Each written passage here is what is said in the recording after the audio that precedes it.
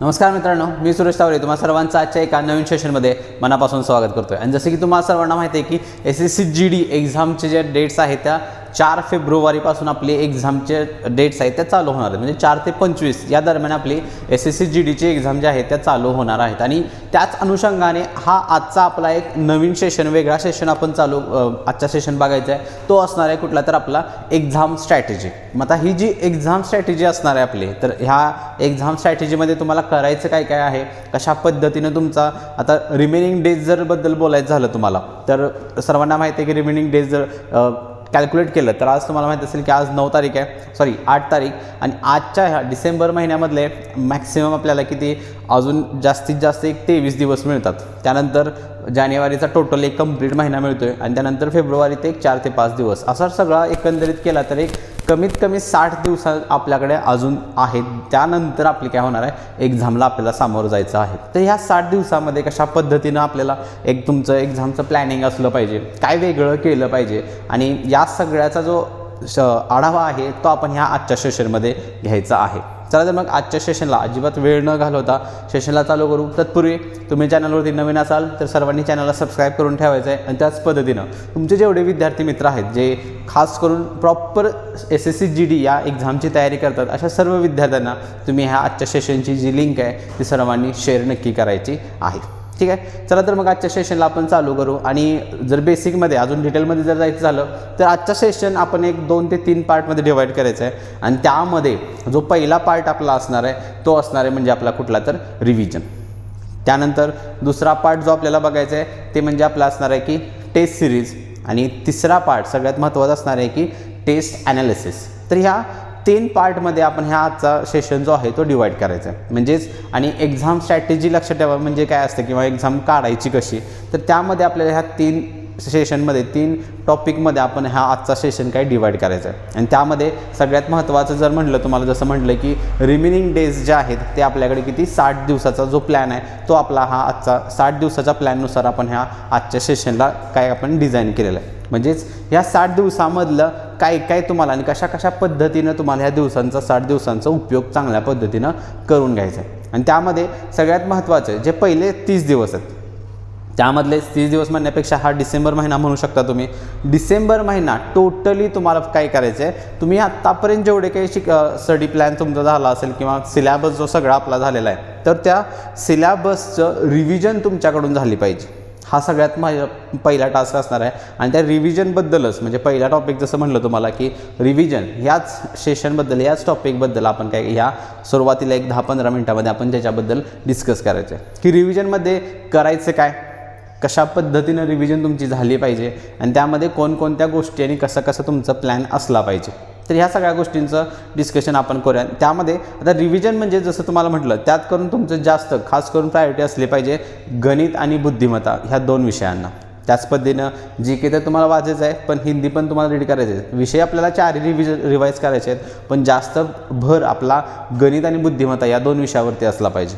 कारण तुम्हाला देखील माहीत असेल की रिव्हिजन म्हटला तर जास्त करून आपल्याला ह्या 2 विषयांचीच गरज जास्त पडत असते। त्यामुळे आता रिव्हिजनमध्ये करायचं काय किंवा कशा पद्धतीने रिव्हिजन करायचे, कन्सिडर मी काय करतो आहे की तुमचा सगळा सिलॅबस तुम्ही ऑफलाईन बॅचला असाल तर तिथे झाला असेल, त्यानंतर कुणी एखाद्यानं ऑनलाईन एक्झाम किंवा ऑनलाईन क्रॅश कोर्स घेतला असेल तिथं काहीतरी शिकला असाल तर तिथला देखील तुमचा सिलॅबस झाला असेल, किंवा ॲटलिस्ट एखादा मॅथ्स तरी टॉपिक तुमचा हा नक्कीच झाला असेल। आणि त्याच अनुषंगाने तुम्हाला रिव्हिजन जे आहे ती तुमची सेट करायची आहे। आता रिव्हिजनमध्ये करायचं काय तर लक्षात ठेवा, प्रत्येक टॉपिक मॅथ्सबद्दल जर खास करून तुम्हाला सांगायचं झालं की पहिल्यापासून तुम्हाला सर्वांना माहिती आहे की आपल्याला पहिला जो टॉपिक आहे तो सरळीकरण टॉपिक आहे। त्यानंतर आपण लसप मसप सिक्वेन्स वाईज जर जायचं झालं, त्यानंतर औसत, त्यानंतर येतो आपण अनुपात समानुपात, प्रतिशतता, लाभहानी, समय तथा दूरी, समय तथा वर्ग, क्षेत्रफळ आणि घनफळ। तर असा हा सगळा सिलॅबस आपल्याला मॅथ्सचा आहे।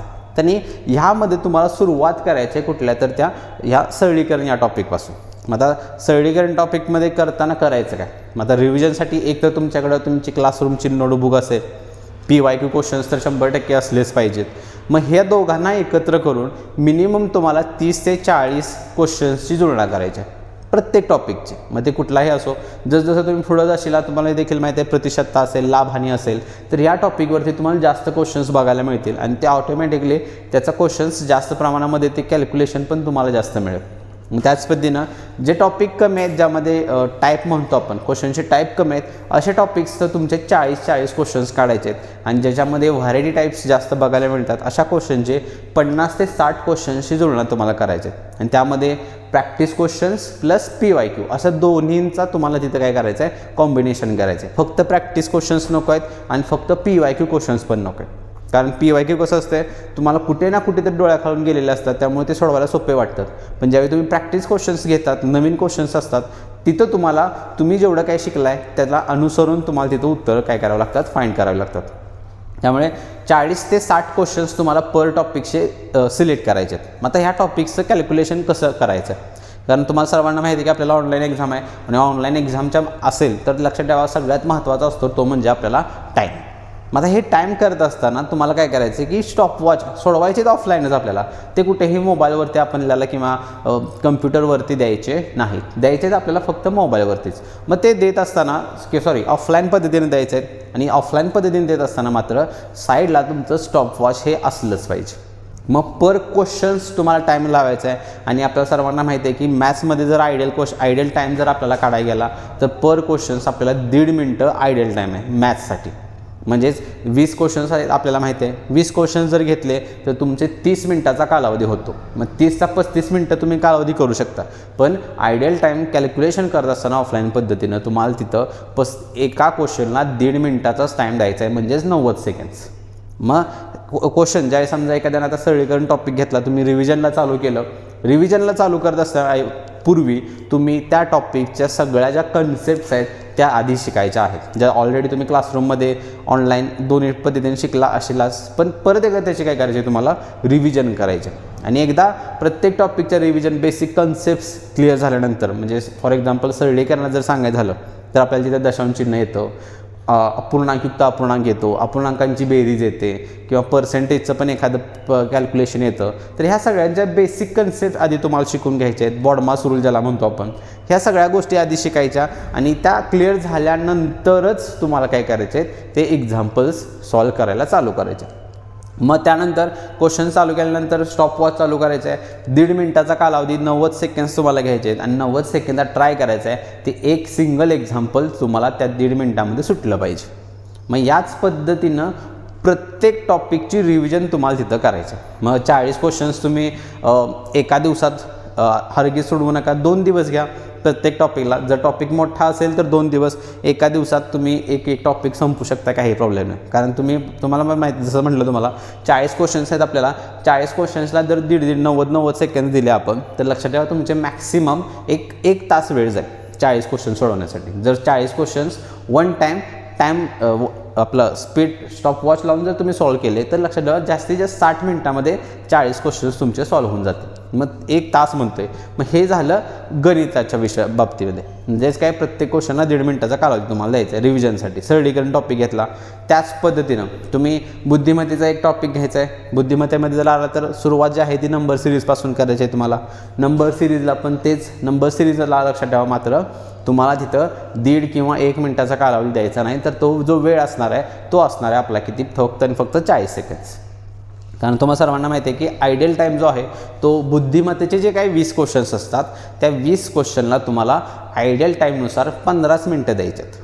किती, 15 मिनटामध्ये तुम्हाला बुद्धिमत्ता विषयाचे टोटल 20 क्वेश्चन सॉल्व्ह करायचे आहेत. मग तसं करायला गेलं तर लक्षात ठेवा तुम्हाला मॅक्सिमम किती म्हटलं तुम्हाला की पर क्वेश्चन्स 40 सेकंड द्यायचे. मग नंबर सिरीजला पण सेम 40 ते 50 नंबर सिरीज तुम्हाला ॲट ए टाईम सॉल्व्ह करायचे आहेत आणि त्याच पद्धतीने त्याला सोबत तुमचे PYQ क्वेश्चन्स पण असले पाहिजेत. मग असं हे गणिताचे सरळीकरण टॉपिक पहिल्या दिवशी, बुद्धिमत्तेचा नंबर सिरीज, हिंदी आणि GKला त्या सब्जेक्टनुसार तुम्हाला काय करायचं आहे, त्या टॉपिकची सुरुवात करायची. आणि हिंदी आणि GS GK हे जे 2 टॉपिक्स आहेत हे तुम्हाला रीड करून ॲन्सर तिथं टिक मार्क करायचे. तिथं तुम्हाला कोणत्याही प्रकारचं कॅल्क्युलेशन येणार नाही. त्यामुळे तिथं वेळ जो आहे तो कमी दिला जातो तुमचा. त्यामुळे तिथं जो आहे ते प्रत्येक क्वेश्चन्स मॅक्सिमम 5 मिनिटामध्ये तुम्ही दोन्ही क्वेश्चन्स काय करायचे आहेत, दोन्ही सेक्शन अटेम्प्ट करायचे आहेत. म्हणजे GS-GKला 5 ते 6 मिनटं देऊ शकता. सेम हिंदीला देखील 5 ते 6 मिनटं द्यायचे आहेत. 10 ते 12 मिनटामध्ये तुम्हाला हे 2 सेक्शन काय करायचे तिथं कवर करायचे आहेत. आणि हा प्लॅन तुमचा कंटिन्यू राहिला पाहिजे या डिसेंबर महिन्यापर्यंत. ह्या डिसेंबर महिन्यामध्ये तुमचे प्रत्येक विषयाची रिव्हिजन कंप्लीट होऊन जाईल ह्या डिसेंबर महिन्याअखेर, आणि ते झालंच पाहिजे. पण महत्त्वाच्या 2च गोष्टी असणार आहेत. प्रत्येक एक्झाम्पल सॉल्व करत असताना तुम्हाला स्टॉपवॉच शिवाय कोणत्याही प्रकारचं कॅल्क्युलेशन करायचं नाही. कारण लक्षात ठेवा, तुम्ही जर विदाउट स्टॉपवॉच जर कॅल्क्युलेशन केलं तर लक्षात ठेवा डायरेक्टली तुमचा सामना जो आहे तो ऑनलाईन मॉक टेस्टमध्येच होणार, जो असणार आहे तिथं 1 तासामध्ये 80 क्वेश्चन्स अटेम्प्ट करायचे. आणि ज्या विद्यार्थ्यांना ह्या टाईमचं ह्या कॅल्क्युलेशनचं प्रॅक्टिस नसेल किंवा ज्या विद्यार्थ्यांचं ह्या वर्षी फर्स्ट अटेम्प्ट असेल तर त्यांनी लक्षात ठेवा तुम्ही ह्या गोष्टी करणं मस्टच आहे, अत्यंत गरजेचं आहे. नाहीतर लक्षात ठेवा तुमचा अभ्यास असणं आणि तुम्ही डायरेक्टली एक्झामला जाऊन ऑनलाईन पद्धतीने एक्झाम देणं, तर लक्षात ठेवा तो 1 तासमध्ये तुमचं टाईम मॅनेजमेंट प्रॉपर होऊ शकत नाही जर तुमचा फर्स्ट अटेम्प्ट असेल तर. त्यामुळे त्या गोष्टींची सवय होण्यासाठी तुम्हाला आत्तापासूनच काम केलं पाहिजे, आणि ते काम जे आहे ते या पद्धतीनं तुमचं चालू झालं पाहिजे. कारण जसं मी तुम्हाला आधी पण देखील आपल्या बाकीच्या सेशनमध्ये पण बऱ्याच वेळा देखील सांगितलं असेल की त्या परीक्षेचा अभ्यास करणं आणि त्या अभ्यास झाल्यानंतर त्या परीक्षा क्रॅक करणं ह्या दोघांमध्ये जमीन आसमानाचा फरक आहे. आणि आता तुमचा असं कन्सिडर करतो की अभ्यास झाला आहे आणि आता तुमची जी तयारी असणार आहे ती एक्झाम क्रॅक करण्याच्या दृष्टिकोनातून तयारी चालू असणार आहे. आणि ती तयारी करत असताना त्यातला पहिली फेज जी असणार आहे ती तुमची असणार आहे रिव्हिजन. आणि रिव्हिजनचा जो प्लॅन आहे जसं तुम्हाला सांगितलं, प्रत्येक टॉपिकचा प्रत्येक विषयाचा पहिला टॉपिक तिथून तुम्हाला चालू करायचा आहे टिल या डिसेंबर महिन्यापर्यंत. मग ही रिव्हिजन तुमची अशा पद्धतीनं चालू झाली पाहिजे आजपासूनच. अजिबात वेळ वाया घालवायचा नाही. आता प्रत्येक एक दिवस तुमच्यासाठी खूप महत्त्वाचा आहे. 60 डेज प्लॅन जो आहे तो या पद्धतीने तुमचा कंटिन्यू राहिला पाहिजे. ठीक आहे. आणि त्यानंतर ज्यावेळी तुमचे हे कंटिन्यू डिसेंबर महिना कंप्लीट होऊन जाईल त्यानंतर आपली तुमची जानेवारी महिना स्टार्ट होईल आणि त्यामध्ये तुम्हाला चालू करायचे ती म्हणजे तुमची टेस्ट सिरीज. आणि त्यावेळी पण आपण हा सेशन घेऊच, पण एक सुरुवातीचा जो रिव्हिजन म्हटलं तुम्हाला ह्यासाठी तुम्हाला या पद्धतीने चालूच कंटिन्यू करायचं आहे. आणि त्या जानेवारी महिन्यामधून तुमचं जे कंटिन्यू चालू होणार आहे ते काय असलं पाहिजे, तर ते असणार आहे की तुमची टेस्ट सिरीज. मग आता ह्या टेस्ट सिरीज जी आहे मग ती परचेस कुठली करायची, किंवा बरेच ॲप तुम्हाला माहीत असेल की SSC-GDचं किंवा सेंट्रलच्या एक्झामच्या तयारीसाठी बरेच ॲप्स तुम्हाला देखील माहीत असतील. त्यामधली कोणतीही टेस्ट सिरीज तुम्ही परचेस करू शकता. मग ते कॉस्टमध्ये जायचं झालं तर मॅक्सिमम 150-200 रुपयामध्ये तुम्हाला ती टेस्ट सिरीज आहे ती मिळून जाईल. फक्त टेस्ट सिरीज परचेस करत असताना 2 गोष्टींची काळजी घ्या. एक म्हणजे त्या टेस्ट सिरीजमध्ये तुम्हाला मॉक टेस्ट जास्तीत जास्त असल्या पाहिजेत. मॉक टेस्ट म्हणजे कुठल्या, तर आपल्या फुल लेंथ टेस्ट ज्याला म्हणतो 80 क्वेश्चन्सच्या, तर त्या जास्तीत जास्त असाव्यात. त्यासोबतच PYQ क्वेश्चन्सच्या टेस्ट सिरीज पण त्यामध्ये इन्क्लूड असायला पाहिजे. कारण नुसतं प्रॅक्टिस करून तुम्ही म्हणजे त्या टेस्ट देऊन तुम्हाला मागच्या वर्षी काय काय पडले ह्याचा अंदाज देखील असणं खूप गरजेचं आहे. त्यामुळे ह्या दोघांचं कॉम्बिनेशनची टेस्ट जी सिरीज असेल ती तुम्हाला परचेस करायची आहे. आणि टेस्ट सिरीजचं जे प्लॅन आहे ती द्यायचं कशी, तर लक्षात ठेवा पर डे तुम्हाला काय करायचं आहे, सुरुवातीला एक टेस्ट चालू करायचे, दिवसाला 1 टेस्ट. माझा जानेवारी महिना जर टोटल कंप्लीट केला तर 31 दिवस तुम्हाला मिळणार आहेत. 31 दिवसामध्ये तुमच्या 31 टेस्ट होणार आहेत. मग एकदा तुमची रिव्हिजन झाल्यानंतर ज्यावेळी तुम्ही टेस्ट सिरीज चालू केला आणि टेस्ट सिरीज तुम्हाला एकतर मोबाईलवरती द्या, दुसरं तुम्ही लॅपटॉपवरती पण देऊ शकता. पण नुसतं फक्त लक्षात ठेवा मोबाईलवरती द्यायच्या नाहीत. मोबाईलवर थोडं प्रॅक्टिस करू शकता 8-10 दिवस. त्यानंतर तुम्हाला लॅपटॉपची पण आवश्यकता असेल किंवा कम्प्युटरवर द्यायचं आहे. कारण आपली फायनल एक्झाम जी आहे ती कम्प्युटरवरती होणार आहे, मोबाईलवरती होणार नाही. कारण मोबाईलवरती तुम्हाला माहीत असेल की माऊसचं कॅल्क्युलेशनचा काही इश्यू येत नाही. सगळ्या विंडो स्क्रीन तुम्हाला समोरच दिसतात. त्यामुळे क्वेश्चन्स एक आपला व्ह्यू होऊन जातो की मोबाईलवरती मला टेस्ट द्यायचे आहे. त्यामुळे हँडलिंग सोपं जातं तुमचं. पण ज्यावेळी तुम्ही लॅपटॉप किंवा कम्प्युटरवरती ज्यावेळी टेस्ट द्यायचा त्यावेळी ते माऊसचा हँडलिंग असेल किंवा तो फॉन्ट नीट दिसतो का नाही मला, ह्या सगळ्या गोष्टी तुम्हाला ज्यावेळी तुम्ही लॅपटॉप किंवा PC-वरती कम्प्युटरवरती ज्यावेळी टेस्ट देशील त्याचवेळी तुम्हाला ह्या गोष्टींचा अनुभव येणार आहे. त्यामुळे टेस्ट देत असताना सुरुवातीला मोबाईलवरती देऊ शकता, पण त्यानंतर तुम्हाला काय करायचं आहे, लॅपटॉपवरती किंवा कम्प्युटरवरती टेस्ट हा कंपल्सरी द्याव्या लागतील. मग आता टेस्ट देताना कोणकोणत्या गोष्टींची काळजी घ्यायची आहे तुम्हाला त्यामध्ये आपण सुरुवातीला बघू. मग आता टेस्ट देत असताना तुम्हाला कोणकोणत्या गोष्टींची काळजी घ्यायची आहे त्यामध्ये सगळ्यात महत्त्वाचं जे असणार आहे की आता टेस्ट तर तुमच्या कंटिन्यू चालूच असणार आहेत, पण त्या टेस्ट देत असताना टेस्ट सिरीजमध्ये सिक्वेन्स कोणत्या पद्धतीचा फॉलो करायचा. सिक्वेन्स म्हणजे जसं तुम्हाला माहिती आहे की एक्झामला गेल्यानंतर तुम्हाला पहिला बुद्धिमत्ता येऊ शकतो किंवा एक सिक्वेन्स फॉलो असतोच प्रत्येक शिफ्टला. जरी तो त्यांचा सिक्वेन्स जरी असला तरी तुम्हाला कोणत्या सिक्वेन्सनुसार एक्झाम जी आहे ती फॉलो करायची आहे. कोणकोणत्या सिक्वेन्स पहिला विषय कुठला घ्यायचा, त्यानंतर सर्वात शेवटी विषय कुठला ठेवायचा, यामध्ये पण लक्षात ठेवा तुम्हाला काय करायचं आहे, एक काळजीपूर्वक सिक्वेन्स जो आहे तो फॉलो करायचा आहे. आणि तो सिक्वेन्स जो आहे तो आपण बघूया. तर लक्षात ठेवा सगळ्यात पहिला तुम्हाला हिंदी विषय घ्यायचा आहे. हिंदी झाल्यानंतर GS GK हा विषय घ्यायचा आहे. त्यानंतर बुद्धिमत्ता आणि सर्वात लास्ट तुम्हाला गणित हा विषय तिथं कॅल्क्युलेशनला घ्यायचा आहे. म्हणजे सिक्वेन्स जर बघायला गेलं तर पहिला हिंदी, परत GS GK, बुद्धिमत्ता आणि सर्वात शेवटी गणित. तर हा असा सिक्वेन्स तुम्हाला फॉलो करायचा आहे ती टेस्ट सिरीज देत असताना. मग आता हाच सिक्वेन्स का फॉलो करायचा आहे त्याबद्दल एक तुमच्याशी चर्चा करूया आपण. की लक्षात ठेवा आता एक्झामला गेल्यानंतर दोन पद्धतीनं माइंडसेट असतो आपला की तुम्ही ज्यावेळी एक्झामला जातात तर तुम्हाला माहिती आहे की अगोदर एक 10 ते 15 मिनटं तुम्हाला आत त्या ह्याच्यामध्ये बोलवून घेतलं जातं. 10 ते जास्तच काय विद्यार्थ्यांना म्हणजे अर्धा तास ते पाऊण तास देखील आधी तुम्हाला तुमच्या एक्झाम हॉलमध्ये बसवून ठेवलं जातं. आणि त्यानंतर त्या अर्ध्या पाऊण तासामध्ये बरेच विचार आपले चालू होत राहतात की कसा पेपर असेल, एक भीती असते मनामध्ये. आणि त्याला टॅकल करण्यासाठी की सुरुवातीचा तुमचा जो माइंडसेट आहे तो नॉर्मल झाला पाहिजे आणि त्याच माइंडसेटनं तुम्हाला टेस्ट सिरीज पण द्यायची आहे. किंवा तिथं असा विचार नको लक्षात ठेवा की यार ही मोबाईलवरची टेस्ट सिरीज आहे, काय स्कोअर किती आला तरी काय फरक पडणार नाही, असा ॲप्रोच तुमचा अजिबात नको आहे. तुमचा सिरियसनेस त्याच पद्धतीचा असला पाहिजे ज्या पद्धतीनं तुम्ही फायनल पेपरला जाणार आहे. याच अनुषंगानं तुम्हाला ती टेस्ट सिरीज चालू करायची. मग चालू केल्यानंतर पहिला सिक्वेन्स तुम्हाला जो म्हटलं की ह्या पद्धतीने जो सिक्वेन्स आहे जो तुमच्या स्क्रीनवरती तुम्हाला दिसतोय तोच तशा पद्धतीचाच फॉलो का करायचा ते लक्षात ठेवा. सुरुवातीला की हिंदी आणि GK जसं तुम्हाला सुरुवातीला देखील म्हटलं की हे जे दोन विषय आहेत ते फक्त रीडिंग स्किल ज्याला म्हणतो आपण, तुमच्या कॅल्क्युलेशनचा पार्ट इथं 0 आहे किंवा तिथं काहीतरी पेनाचं कॅल्क्युलेशन करायचं आहे असा तुम्हाला कुठलाही क्वेश्चन्स हिंदी आणि GK मध्ये येणार नाही. म्हणजे हे जे दोन क्वेश्चन्स आहेत टोटली जर म्हटला तर सगळेच्या सगळे रीडिंग बेस्ड क्वेश्चन्स आहेत जिथं तुम्हाला आपला डोक्याचा किंवा कॅल्क्युलेशनचा जो पार्ट आहे तो एवढा तुम्हाला तिथं वापरायला नाही मिळणार. त्यामुळे तुमचा माइंडसेट नॉर्मल असतो. तुम्ही कुठल्याही प्रमाणामध्ये टेन्शन किंवा एखादं स्ट्रेसमध्ये तिथं येत नाही. कारण वाचायचं आहे, उत्तर येत असेल तर ठीक, नसेल तर तुम्ही दुसऱ्या क्वेश्चन्सवरती जाता. त्यामुळे कॅल्क्युलेशनचा पार्ट 0 असल्यामुळे हे दोन क्वेश्चन्स मॅक्सिमम जसं तुम्हाला म्हटलं 10 ते 12 मिनटामध्ये तुम्हाला हे दोन सेक्शन्स कव्हर करायचे. हिंदी जसं बघायला गेलं सोपं म्हणतो आपण, GS GK पण सोपं आहे, पण ते तर तुम्ही वाचत असाल तर रीडिंग तुमचं सगळं चांगलं आहे तर तुम्हाला हे दोन्ही सेक्शन चांगल्या पद्धतीनं पार होतील. म्हणजेच इथं कॅल्क्युलेशन 0 आहे. आणि त्यानंतर दुसरे आता ज्यावेळी तुम्ही बुद्धिमत्तेला चालू करशील त्यातून तुमचं कॅल्क्युलेशनचा पार्ट चालू होणार आहे. आणि तो सर्वांना माहिती आहे की GD सर्वात जास्त टफ ज्यांनी तुम्हाला हार्ड जो सेशन जातो तो म्हणजे कुठला आहे तर आपला तर मॅथ्स हा विषयच आहे जो बऱ्याच विद्यार्थ्यांना हार्ड वाटतो.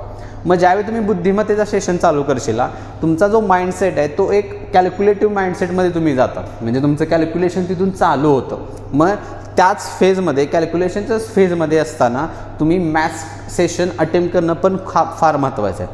म्हणजेच त्याला एक आपण काय म्हणतो मूवमेंट म्हणतो आपण. तुम्ही त्या एका फेजमध्ये जाता जिथं तुमचं कॅल्क्युलेशनचं सगळं हात किंवा माइंड ब्रेन त्या पद्धतीनं तुमचा ॲक्टिव्ह होण्यास चालू होतो. म्हणजे तुम्ही कॅल्क्युलेशनमध्ये चालू होता.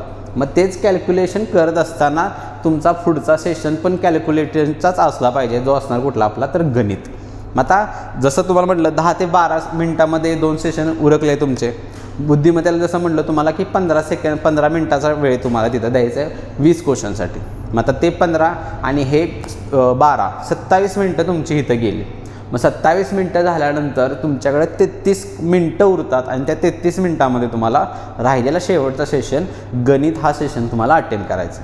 त्यामुळे एकदा सुरुवातीचे जे 10 ते 12 मिनटं आहेत एक्झामची ती फक्त तुमची काय रीडिंग बेस असणार आहेत आणि त्यानंतर तुमचा कॅल्क्युलेशनचा पार्ट चालू होईल. म्हणजे दोन्ही ज्या फेज आहेत त्या वेगवेगळ्या आहेत. त्या आपण कुठल्याही विषयाला मिक्स केलेलं नाही. पण काय विद्यार्थी काय करतात की पहिला बुद्धिमत्ता घेतात, बुद्धिमत्ता गेल्यानंतर परत हिंदी GK घेतात आणि सर्वात शेवटी परत गणितला ठेवतात. म्हणजे होतं काय लक्षात ठेवा तुम्ही, सुरुवातीचे तुमचे 10 ते 15 मिनटं तुम्ही कॅल्क्युलेशन चालू करता तुमचं ब्रेन आणि हँडचं वगैरे त्या पद्धतीनं, आणि चालू झाल्या लगेच तुम्ही काय करता, हिंदी आणि GK घेता. म्हणजे तुमचं जे कॅल्क्युलेशनच्या फेजमध्ये तुम्ही गेलेलं असतं ती कम्प्लिटली ब्रेकडाऊन होते. म्हणजे ती फेज सोडून तुम्हाला नॉर्मल व्हावं लागतं. कारण जसं म्हटलं तुम्हाला हिंदी GKला आपल्याला काय कुठं कॅल्क्युलेशन 0 आहे, काय पाडा कुठला म्हणायला लागत नाही किंवा काहीतरी लॉजिक शोधायचं आहे असं काहीच नाही. आणि म्हणजे तुम्ही परत नॉर्मल होता आणि परत मॅथ्स चालू होतो, म्हणजे परत तुम्हाला शिफ्ट व्हावं लागतं. म्हणजे हे जी फेज आहे, एकदा तुम्ही कॅल्क्युलेशनमध्ये जाता परत नॉर्मल परत कॅल्क्युलेशन, मग हे थोडंसं माइंडसेट आपल्याला लक्षात ठेवा तिथं चेंज होतो.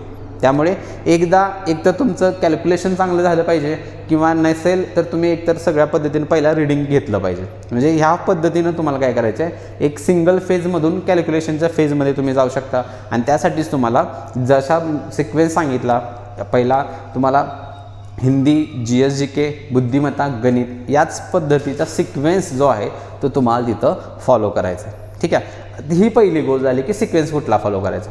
त्यानंतर दुसरी महत्त्वाची एक गोष्ट असणार आहे की ज्यावेळी तुम्ही टेस्ट सबमिट करता, सबमिट मारल्यानंतर तुम्हाला पहिला तिथं स्कोर येतो आणि त्या स्कोरच्या खाली तिथंच बघा तुमची ॲक्युरेसी दिलेली जाते.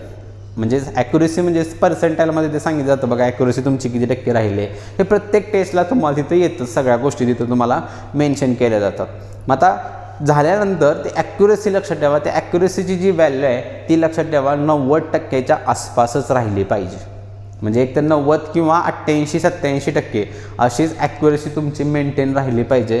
त्यापेक्षा जर तुमची कॅल्क्युलेशन ॲक्युरेसी कमी येत असेल तर लक्षात ठेवा तुम्हाला ॲक्युरेसीवरती काम हे केलं पाहिजे. म्हणजे तर प्रत्येक टेस्टला तुम्हाला ह्या गोष्टींची काळजी घ्यायची. तिथं ॲक्युरेसी काहीही करा 90% आसपासच राहिली पाहिजे. मग त्याचा फायदा कुठं होतो लक्षात ठेवा. कन्सिडर करा, समजा एका विद्यार्थ्यानं काहीतरी 60 क्वेश्चन्स किंवा आपल्याला माहिती आहे की 80 आहे, 80मधले काहीतरी 60 क्वेश्चन्सच अटेम्प्ट केले. ठीक आहे, 20 क्वेश्चन्स त्याला काही जमले नाहीत. 60 क्वेश्चन्सपैकी आणि ॲक्युरेसी तुमची मेंटेन ठेवली आपण 90%ला. ठीक आहे, मग आता 60मधले 90% क्वेश्चन्स माझे बरोबर येणार. मग 60चं 90% तुम्हाला माहिती आहे की 9×54 जाते. म्हणजेच 60मधले 54 क्वेश्चन्स तुमचे बरोबर आले. मग 54नुसार स्कोर लक्षात ठेवा तुमचा किती, 108 झाला. 108च्या आसपास म्हणजेच मायनस करून 105पर्यंत तुमचा फायनल स्कोर जाऊ शकतो. ठीक आहे, मग ह्याच्याच उलटं समजा एखाद्या विद्यार्थ्यानं 60च अटेम्प्ट केला, पण 60च्या ऐवजी त्याची ॲक्युरेसी मात्र किती राहिली, 60% ॲक्युरेसी राहिली. अटेम्प्ट 60च, ॲक्युरेसी देखील 60च. स्कोर बघू शकता तुम्ही, 60चं 60% म्हणजे 36 क्वेश्चन्स फक्त बरोबर आले. आणि 36ची दुप्पट केली तर फक्त 72 स्कोर आला. सगळं निगेटिव्ह वगैरे करून लक्षात ठेवा, तो 72चा म्हटल्यानंतर तो 65 ते 66 मार्क्स त्याचा स्कोर येऊ शकतो जर तुमची ॲक्युरेसी 60% असेल तर. त्यामुळे हा फरक पडतो लक्षात ठेवा. ज्यावेळी तुम्ही ॲक्युरेसी 90% करता आणि ॲक्युरेसी तुमची 50, 55 किंवा 60%च्या आसपास राहते. त्यामुळे ॲक्युरेसी हा एक सगळ्यात महत्त्वाचा पॉईंट असतो. तुमचा स्कोर हाय लेवलला किंवा 100, 110 किंवा 120 स्कोर जर तुम्हाला क्रॉस करायचा असेल तर तुमची ॲक्युरेसी ही 90% असलीच पाहिजे. ठीक आहे, तर या 2-3 गोष्टींचा अनुसरून तुम्हाला काय करायचं आहे, जी टेस्ट सिरीज आहे ती चालू करायची आहे. पहिला एक तर सिक्वेन्स प्रॉपर फॉलो करा, दुसरं ॲक्युरेसीवर तुमचं भर असलं पाहिजे.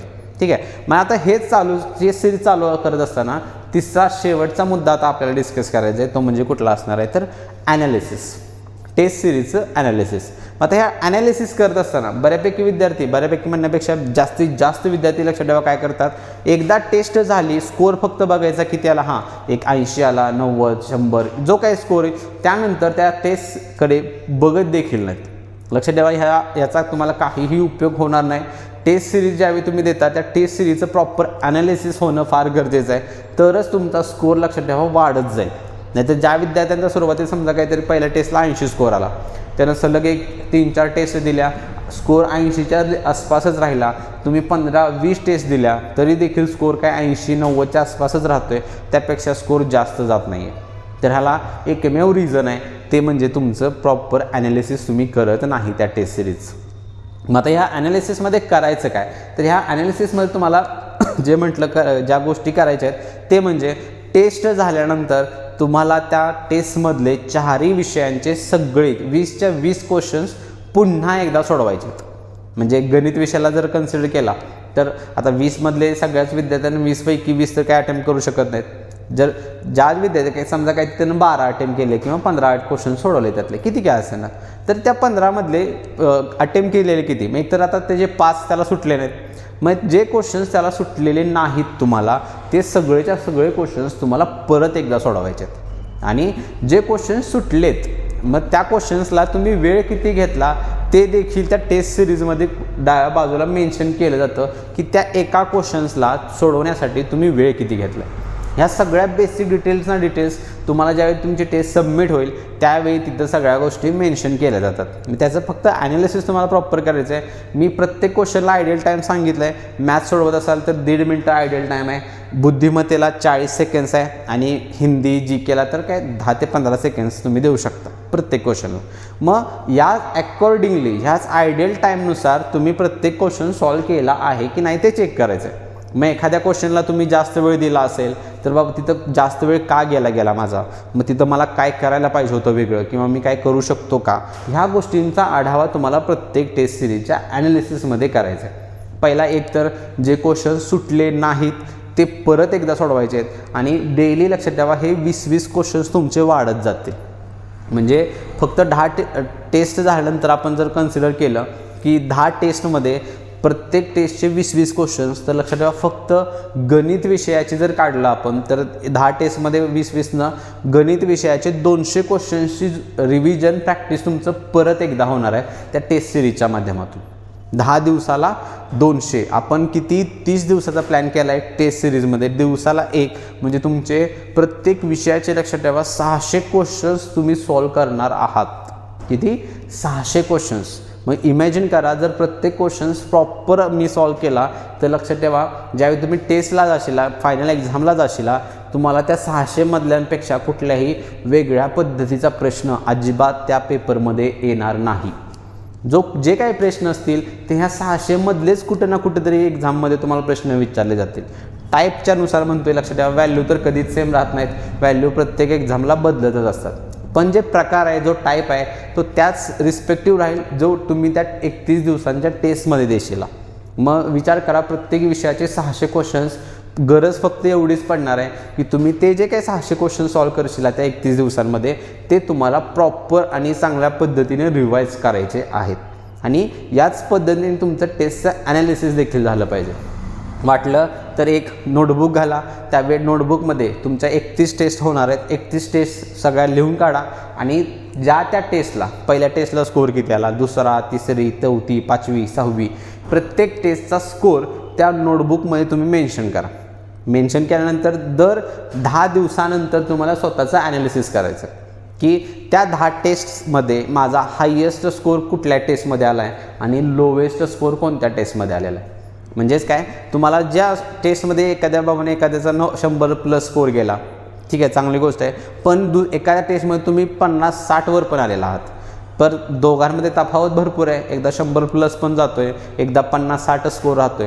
तर अशा वेळी तुम्हाला स्वतःचं जजमेंट घ्यायचं आहे, ॲनालिसिस करायचं आहे की असं का होतं. म्हणजे कोणत्या टेस्टमध्ये मी 100+ जातोय आणि कोणत्या टेस्टमध्ये मी 50-60च्या स्कोर माझा राहतोय. ह्या प्रश्नांचं उत्तर तुम्हाला स्वतःला मिळेल जर तुम्ही ह्या पद्धतीनं तिथं ॲनालिसिस करत असेल तर. मग जिथं कमी पडतोय, जिथं स्कोर कमी येतोय, मग तिथं का कमी येतोय त्याचं उत्तर शोधा आणि त्या उत्तराला तुम्हाला टॅकल करायचं आहे. त्या पद्धतीचं प्रश्न तुम्हाला तुमच्या प्रॅक्टिसमध्ये परत एकदा रिव्हिजनमध्ये करायचे आहेत. आणि ज्या स्कोरमध्ये चांगला 100+ गेला आहात तर तिथं का जातो आहे, म्हणजे कोणकोणते प्रश्न सोपे आल्यानंतर मला सोडवायला सोपं जातं आहे, मग माझा स्कोर वाढतो आहे, ह्या देखील प्रश्नांची उत्तर तुम्हाला तिथं स्वतःलाच मिळून जाते.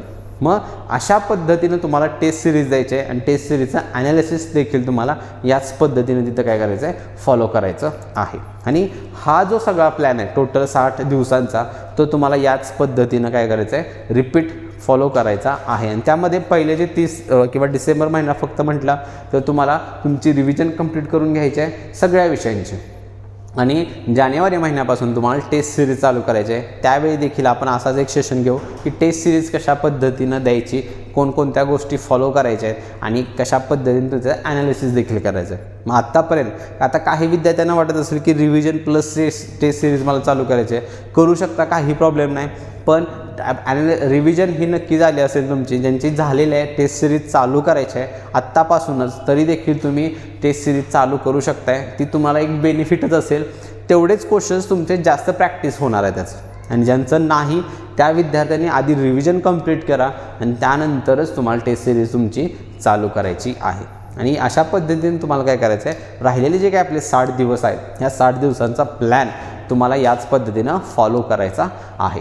आणि आजचा सेशन तुम्हा सर्वांना आवडला असेल तर सेशनला लाईक नक्की करा. आणि त्याच पद्धतीनं तुमचे जेवढे विद्यार्थी मित्र आहेत या सर्वांना काय आजचे सेशनची जी लिंक आहे ती सर्वांनी शेअर नक्की करायची आहे. कारण लक्षात ठेवा, अभ्यास करणं आणि एक्झाम क्रॅक करणं, लक्षात ठेवा ह्या दोघांमध्ये जमीन आसमानाचा फरक आहे. आणि तो फरक तुम्ही आत्ताच समजून घ्या. कारण बऱ्यापैकी विद्यार्थी असं सांगितलं जातं की कुठलाही माणूस ठेच लागल्याशिवाय शहाणा होत नाही. तर लक्षात ठेवा, आपल्याला ती ठेच लागूनच द्यायची नाही आहे, ती लागायच्या आधीच आपल्याला शहाणं व्हायचं आहे. कारण एक्झामला गेल्यानंतर काय होतो ह्या सगळ्या गोष्टीच तुम्हाला आत्ता ह्या सेशनमध्ये सगळ्या तुमच्या समोर ठेवलेल्या आहेत. ह्याचा तुम्ही चांगल्या पद्धतीनं वापर करून घ्यायचा आहे. आणि याच पद्धतीने राहिलेले जे काही तुमचे 60 दिवस आहेत यामध्ये प्रॉपर प्लॅन करा. जशा पद्धतीने सांगितलं, रिव्हिजन प्रॉपर तुमची झाली पाहिजे. त्याच पद्धतीने टेस्ट सिरीज असेल आणि त्याचा ॲनालिसिस, ह्या 3 गोष्टी जर तुम्ही प्रॉपर केल्या तर जो तुमचा अभ्यास झालेला आहे त्या अभ्यासापासून एक्झाम क्रॅक करण्याचा जो काही प्रवास आहे तो तुमचा आत्तापासूनच चालू झाला पाहिजे. नाहीतर एक्झाम झाल्यानंतर शहाणं होण्याआधी आपण आत्ताच शहाणं होऊया आणि एक्झाम चांगल्या पद्धतीनं अटेम्प्ट करून ह्याच वर्षी आपल्याला सिलेक्शन घ्यायचं आहे. ह्या ॲप्रोचनं तुम्ही काय करायचं आहे, तुमचा जो राहिलेले जे काही आत्ता दिवस आहेत आपले, त्या पद्धतीने तुम्हाला त्याचा प्लॅन करायचा आहे. आणि ह्यामध्ये देखील तुम्हाला काही शंका वाटली, काय डाऊट असेल तर स्क्रीनवरती माझा नंबर आहे, यावरती तुम्ही कॉल करून त्या तुमची कुठलीही शंका असेल एक्झाम क्रॅक करण्याच्या बाबतीमध्ये, मग रिव्हिजन, टेस्ट सिरीज, विषय कुठलाही असो, त्या बाबतीत जर काही शंका असेल तुमची त्याबद्दल तुम्ही कॉल करून किंवा कमेंट बॉक्समध्ये कमेंट करू शकताय त्याबद्दल तुम्हाला, किंवा कॉल करू शकताय. तुमचे जे काही डाऊट असतील ते आपण सॉल्व्ह करण्याचा नक्की प्रयत्न करू. चला तर मग आजचा सेशन आपण इथंच राऊंडअप करू. भेटू आपल्या नेक्स्ट सेशनमध्ये. Till then keep studying, be positive and thank you so much.